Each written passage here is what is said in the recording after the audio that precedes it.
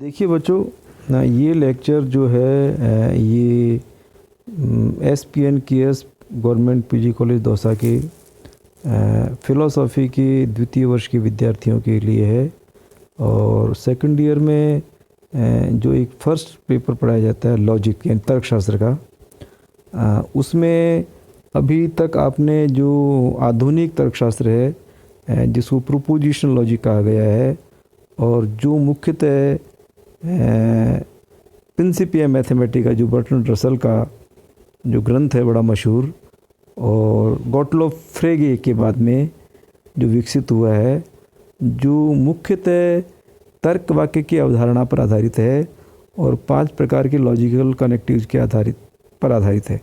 यानी जो आणविक तर्क वाक्य और कंपाउंड तर्क वाक्यों की अवधारणाओं पर जो एक सेंटेंशियल कैलकुलस यानी तर्क वाक्यों का गणना व्यवहार पर वैलिडिटी का निरूपण कैसे किया जाता है, इस पर आधारित जो एक आधुनिक तर्कशास्त्र है उसके बारे में अध्ययन किया जा रहा है। तो अब तक हमने देखा कि सत्यता फलन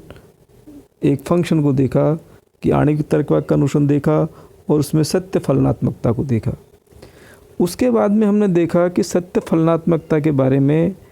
कि आधुनिक लॉजिक के जितने भी तर्क वाक्य हैं उनको 3 भागों में विभाजित किया गया है। प्रथम भाग है टोटोलॉजीज यानी सर्वत्र सत्य तर्क वाक्य, दूसरा है कॉन्ट्राडिक्शंस यानी व्याघाती कथन,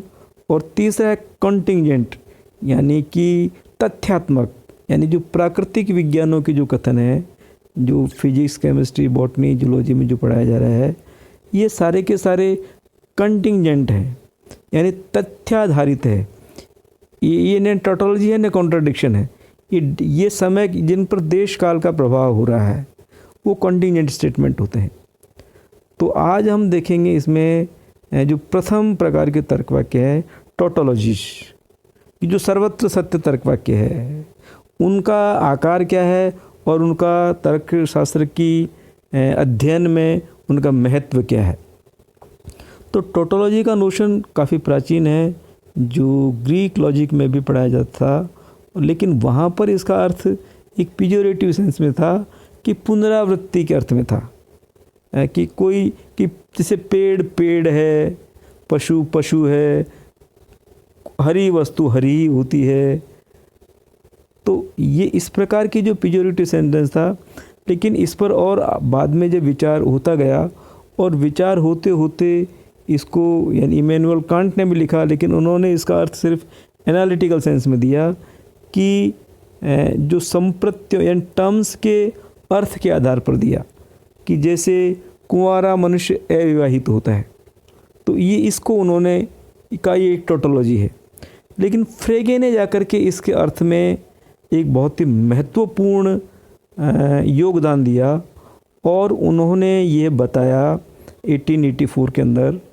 कि देखिए एनालिटिकल ट्रूथ्स में और लॉजिकल ट्रूथ्स में एक मौलिक भेद होता है। और बड़ी महत्वपूर्ण बात बताई इन्होंने